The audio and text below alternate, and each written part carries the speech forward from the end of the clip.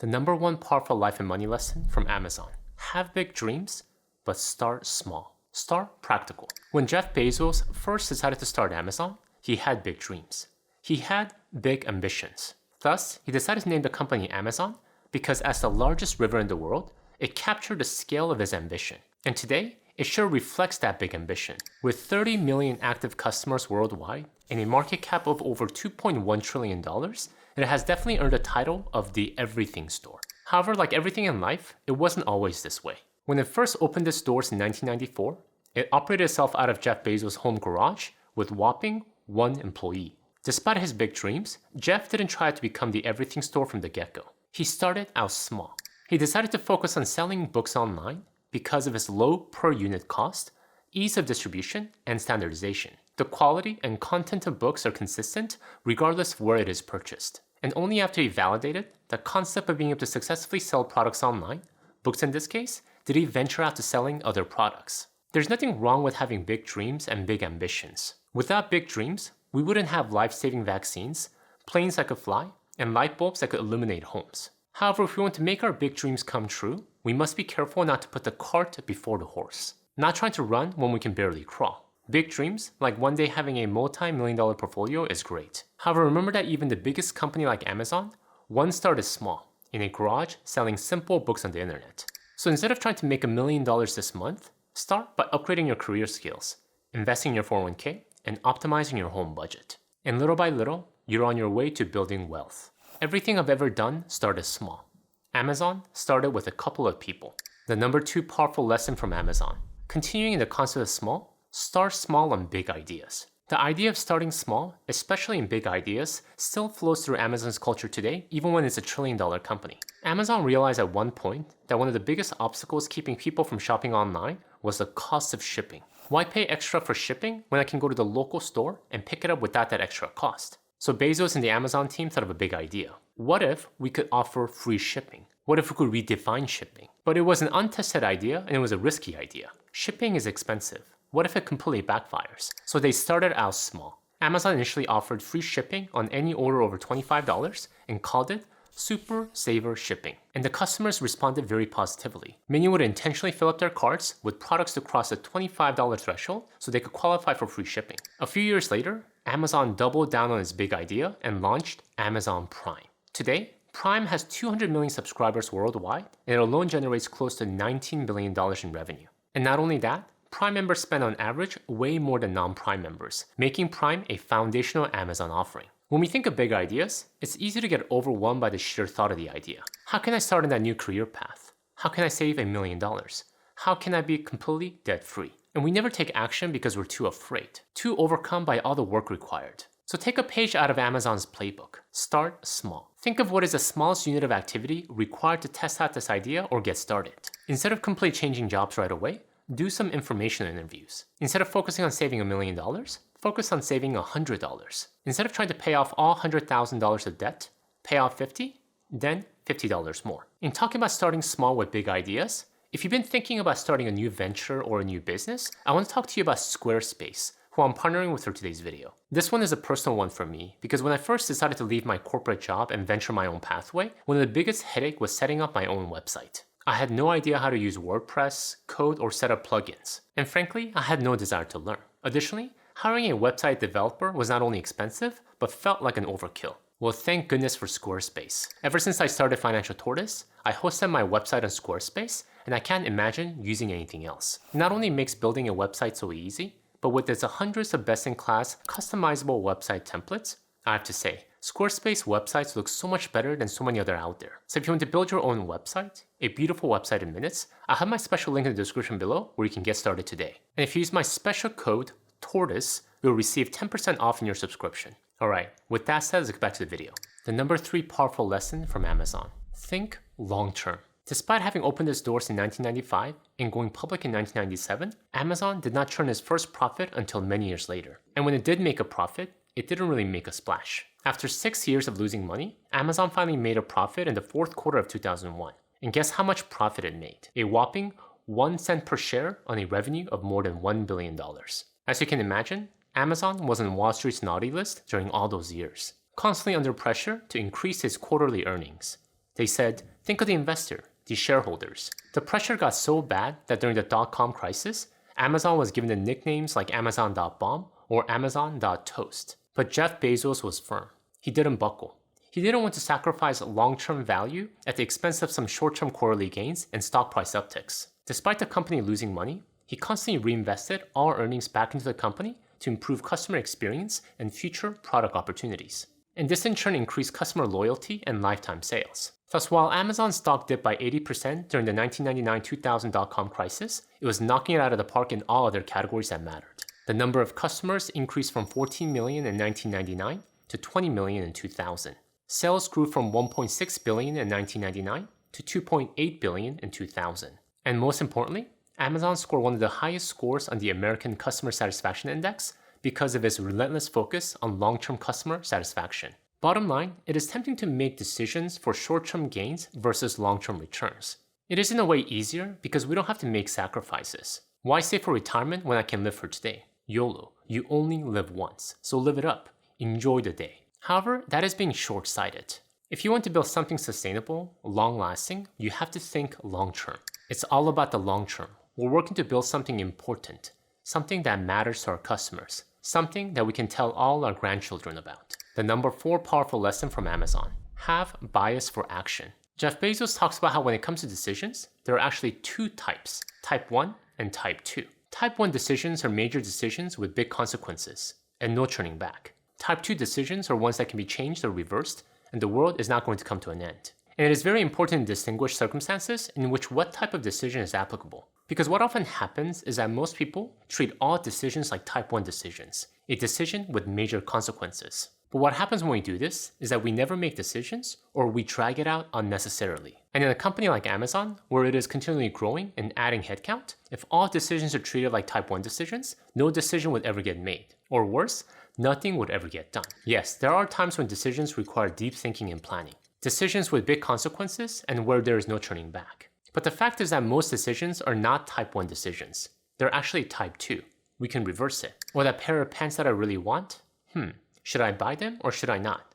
Oh, I can't decide. And we spend hours, worse days agonizing over it, not realizing the fact that the apparel company has a 100% refund policy in 30 days. Your time is too precious. Spend some time thinking about it, but buy the pants if you really like them. And when you get it and you don't like it, no problem. Return it. Yes, it took a few minutes out of your day, but it likely was less than how much you would have spent if you approached it like a type 1 decision. Bottom line, have bias for action. Don't get bogged down by decisions, especially ones where you can reverse it. Bias for action. Speed matters in business. Many decisions and actions are reversible and do not need extensive study. We value calculated risk-taking. Number 5 powerful lesson from Amazon. Be frugal, be resourceful. If you've read any Amazon founding stories, you've probably heard of this one. In 1995, when Amazon had about 5 employees, Jeff Bezos had to find a creative solution for almost everything because he didn't have much money. He had borrowed $300,000 from his parents to start the company, so he had to make every penny count. He had to be frugal. But in order to work, he and his employees needed desks. But the desks from local furniture stores seemed so expensive to Jeff. So he decided to make a trip to his local Home Depot to see if he could figure out a better solution. Walking through the doors and windows department of Home Depot, he had a realization. He thought, why not make a simple desk with these doors? They would surely be cheaper than buying already made desks. So with a solid core door as the desktop, a few 4x4s to use as legs, and braces to connect the legs to the desktop, he came up with what is now the famous Amazon Door Desk. This door desk has become such a staple in Amazon culture that the company even gives out Door Desk Award meant to represent the company's core values of frugality and creativity.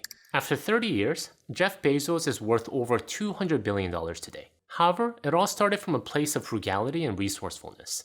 The door desk. Accomplish more with less. Constraints breed resourcefulness, self-sufficiency, and invention.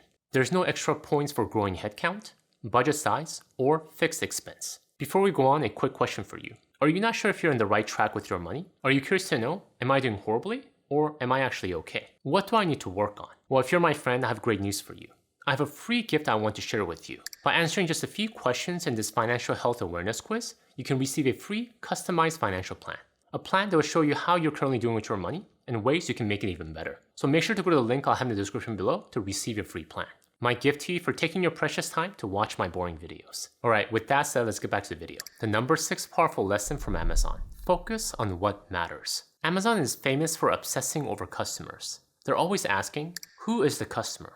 What does the customer experience look like? What does the customer need or really want? Customers are not an afterthought. Every decision is driven with the customer in mind. And that is because Amazon understands that in the world of internet retail, and honestly in any business, customer is what really matters. So they make it their utmost priority. I constantly remind our employees to be afraid, to wake up every morning terrified, not of our competition, but of our customers. Our customers have made our business what it is. They are the ones with whom we have a relationship, and they are the ones to whom we owe a great obligation. While other companies are spending their time looking over their shoulder at the competition, the Wall Street, and the investors, Amazon focused on what mattered, the customers. In the same way, when it comes to our personal finance, we must focus on what matters, not on things that do not really move the needle. What are the latest hot stocks? What banks have the highest interest rate?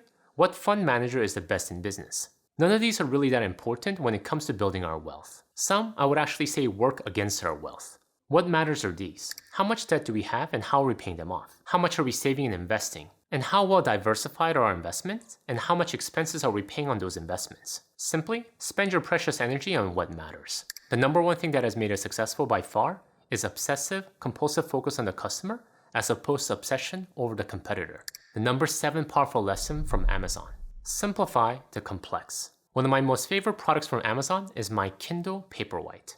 Like my hair, it never leaves my side. It is with me when I'm at my desk, when I'm on the plane, and at my bedside when I'm about to go to sleep. I can access pretty much every possible book available on planet Earth and allows me to read anywhere, anytime. But the main reason I love it so much is its design. It's simple design. How it makes something complex as access to millions of books at the tip of your finger, while at the same time providing a seamless reading experience so simple. However, this is not by accident. Amazon, being so customer obsessed, simplified by design. When Amazon unveiled its first Kindle in 2007, this is what Jeff Bezos said. We knew Kindle would have to get out of the way, just like a physical book, so readers could become engrossed in the words and forget they're reading on a device. Simplicity is one of my most favorite life and money principles because simplicity drives action. One of the biggest complaints I have about the financial industry is that they love to make money in investing so complicated. We need an 86-page financial plan to determine when we can retire. Check out this foolproof 30-fund investment portfolio. It can weather all the storms.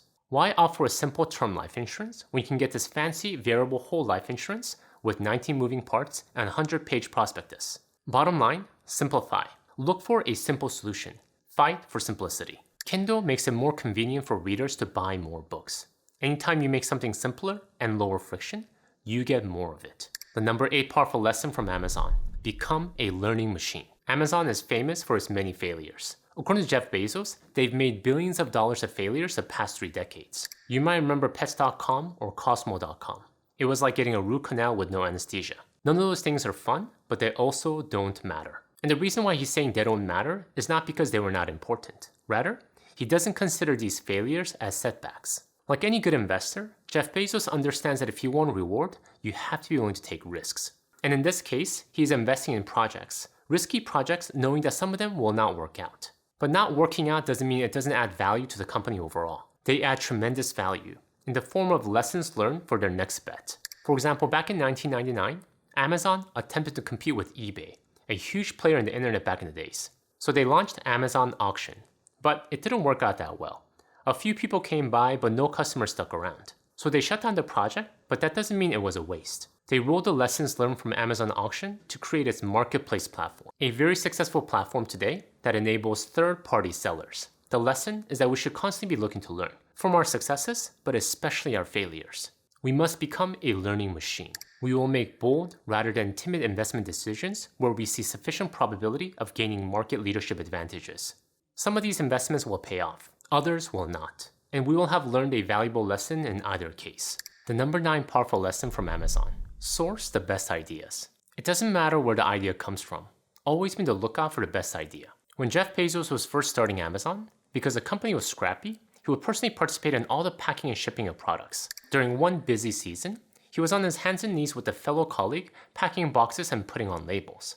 After hours of doing this and aching all over, he said this, "You know, we need knee pads. This is killing my knees." The guy packing next to him looked at him and said flat out, What we need are packing tables. Jeff thought that was the most brilliant idea he had ever heard. Yes, he was a CEO, and he could have been easily offended that the fellow packer didn't listen to him, or feel insecure because he didn't think of the desk idea sooner. But he didn't care. But all he wanted was the best idea, and he didn't care where they came from.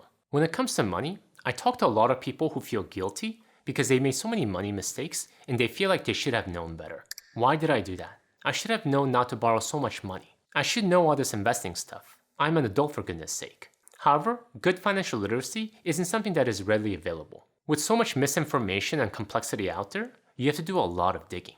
And oftentimes, you have to make a lot of mistakes. But don't be so hard on yourself. And don't let your guilt or your pride get in the way of getting the best information out there. Number 10 powerful lesson from Amazon. Believe it is always day one. Jeff Bezos wrote his first letter to shareholders in 1997, and without fail, wrote one every year after until he stepped down as CEO in 2021.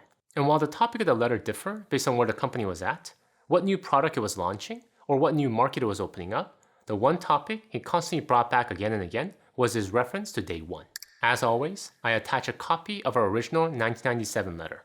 It remains day one. No matter how big Amazon is getting, the reference to day one is a reminder to Jeff and the rest of the Amazon staff not to forget where they came from. The scrappy company that started out in a garage, obsessed with serving the needs of customers and even delighting the customers. What really matters? In the same way, as you grow your wealth and find success in life, do not forget day one, where you started, where you came from. Unless you receive inheritance, we all started with $0 in our bank account. And when we had nothing, we tightened our belt and figured out a way to success. Let's not forget that and stay humble and grounded. Thank you guys for watching. In the line of finding success, please check out my video on 10 signs that you're destined to become a multimillionaire. Until next time, all the best.